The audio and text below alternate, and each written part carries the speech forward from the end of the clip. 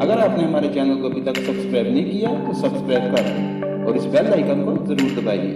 ہم آپ کے لیے چلیں گے آپ کی فیوریٹ ویڈیوز کی طرف.